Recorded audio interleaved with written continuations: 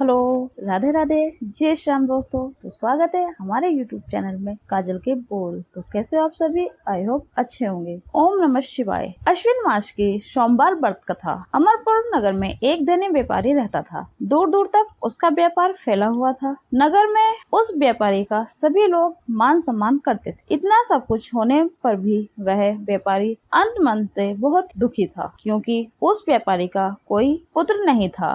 दिन रात उसे एक ही चिंता सताती रहती थी। उसकी मृत्यु के बाद उसके इतने बड़े व्यापार और धन संपत्ति को कौन संभालेगा। पुत्र पाने की इच्छा से वह व्यापारी प्रतिदिन प्रति सोमवार भगवान शिव की व्रत पूजा किया करता था। सायकाल को व्यापारी शिव मंदिर जाकर भगवान शिव के सामने घी का दीपक जलाया करता था। उस व्यापारी की भक्ति देखकर एक दिन माता पार्वती ने भगवान शिव से कहा, हे प्राणनाथ, यह व्यापारी आपका सच्चा भक्त है। कितने दिनों से यह सोमवार का व्रत और पूजा नियमित कर रहा है। भगवान आप इस व्यापारी की मनोकामनाएं अवश्य पूर्ण करें। भगवान शिव ने मुस्कुराते हुए कहा, हे पार्वती, इस संसार में सबको उसके कर्मों के अनुसार फल की प्राप्ति होती है। प्राणी जैसा कर्म करते हैं उन्हें वैसा ही फल प्राप्त होता है। उसके बावजूद पार्वती जी नहीं मानी। उन्होंने आग्रह करते हुए कहा, नहीं प्राणनाथ, आपको इस व्यापारी की इच्छा पूरी करनी ही पड़ेगी। यह आपका अनन्य भक्त है। प्रति सोमवार आपका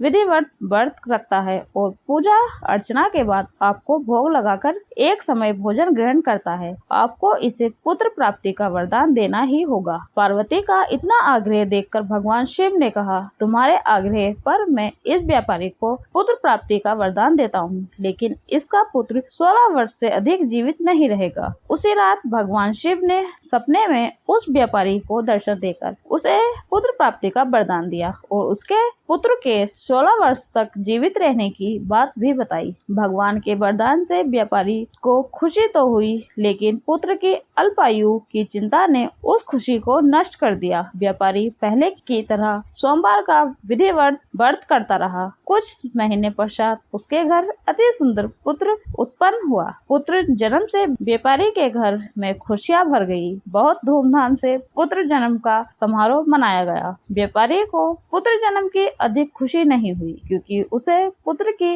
अल्प आयु के रहस्य का पता था। यह रहस्य घर में किसी को नहीं मालूम था। वरदान ब्राह्मणों ने उस पुत्र का नाम अमर रखा। जब अमर 12 वर्ष का हुआ तो शिक्षा के लिए उसे बनारसी भेजने का निश्चय हुआ। व्यापारी ने अमर के मामा दीपचंद को बुलाया और कहा कि अमर को शिक्षा प्राप्त करने के लिए बनारसी छोड़ाओ। अमर अपने मामा के साथ शिक्षा प्राप्त करने के लिए चल दिया। रास्ते में जहाँ भी अमर और दीपचंद रात्रि विश्राम के लिए ठहरते, वहीं यज्ञ करते और ब्राह्मणों को भोजन कराते थे। लंबी यात्रा के बाद अमर और दीपचंद एक नगर में पहुँचे थे। उस नगर के राजा की कन्या के विवाह की खुशी में पूरे नगर को सजाया गया था। निश्चित समय पर बारात आ गई, लेकिन वर का पिता अपने बेटे के एक आंख से काना होने के कारण बहुत चिंतित था। उसे इस बात का भय सता रहा था कि राजा को इस बात का पता चलने पर कहीं वह विवाह से इनकार ना कर दे, इससे उसकी बदनामी होगी। वर के पिता ने अमर को देखा तो उसके मस्तक में एक विचार आया। उसने सोचा, क्यों ना इस लड़के को दूल्हा बनाकर राजकुमारी से विवाह करा दूं। विवाह के बाद इसको धन देकर विदा कर दूंगा और राजकुमारी को अपने नगर ले जाऊंगा। वर के पिता ने इसी संबंध में अमर और दीपचंद से बात की। दीपचंद ने धन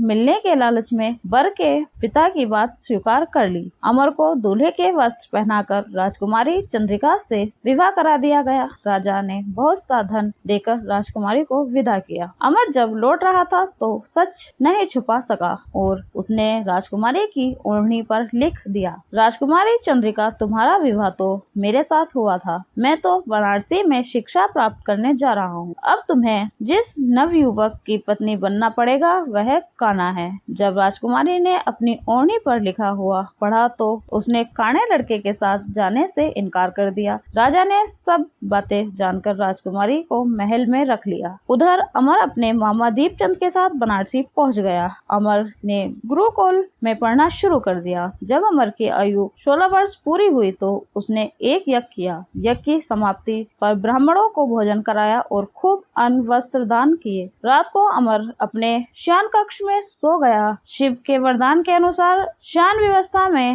ही अमर के प्राण निकल पड़े। सूर्योदय पर मामा अमर को मृत्यु देखकर रोने पीटने लगा। आसपास के लोग भी एकमात्र होकर दुख प्रकट करने लगे। मामा के रोने विलाप करने से स्वर समीप से गुजरते हुए भगवान शिव और माता पार्वती ने भी सुने। पार्वती जी ने भगवान से कहा, प्राणनाथ, मुझसे इसके रोने के स्वर सहन नहीं हो रहे हैं। आप इस व्यक्ति के कष्ट अवश्य दूर करें। भगवान शिव ने पार्वती जी के साथ अदृश्य रूप में समीप जाकर अमर को देखा तो पार्वती जी से बोले, पार्वती, ये तो उसी व्यापारी का पुत्र है। मैंने इसे 16 वर्ष की आयु का वरदान दिया था। इसकी आयु तो पूरी हो गई है। पार्वती जी ने फिर भगवान शिव से निवेदन किया, हे प्राणनाथ, आप इस लड़के को जीवित करें, नहीं तो इसके माता पिता पुत्र की मृत्यु के कारण रो रो कर अपने प्राण को त्याग कर देंगे। इस लड़के का पिता तो आपका परम भक्त है, वर्षों से सोमवार का व्रत करते हुए आपको भोग लगा रहा है। पार्वती के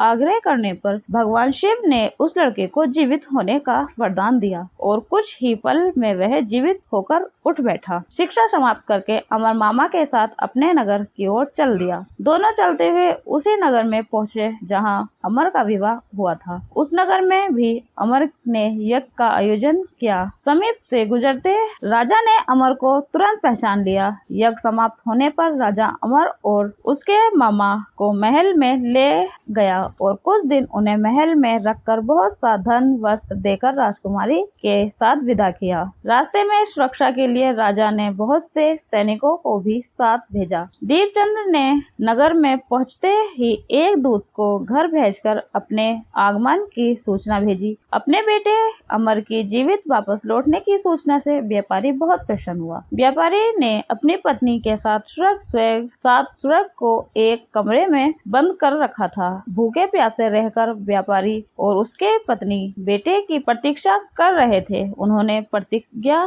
कर रखी थी कि यदि उन्हें अपने बेटे की मृत्यु का समाचार मिला तो दोनों अपने प्राण त्याग देंगे। व्यापारी अपनी पत्नी और मित्रों के साथ नगर के द्वार पर पहुंचा। अपने बेटे के विवाह का समाचार सुनकर पुत्रवधू राजकुमारी चंद्रिका को देखकर उसकी खुशी का ठिकाना न रहा। उसी रात भगवान शिव ने व्यापारी के सपने में आकर कहा, हे श्रेष्ठी, मैंने तेरे सोमवार के व्रत करने और व्रत कथा सुनने से प्रसन्न होकर तेरे पुत्र को लंबी आयु प्रदान की है। व्यापारी बहुत प्रसन्न हुआ। सोमवार का व्रत करने से व्यापारी के घर में खुशियां लौट आई। शास्त्रों में लिखा है कि जो स्त्री पुरुष सोमवार का विधिवत व्रत करते हैं और व्रत कथा सुनते हैं, उनकी सभी इच्छाएं पूरी होती हैं। ओम नमः शिवाय।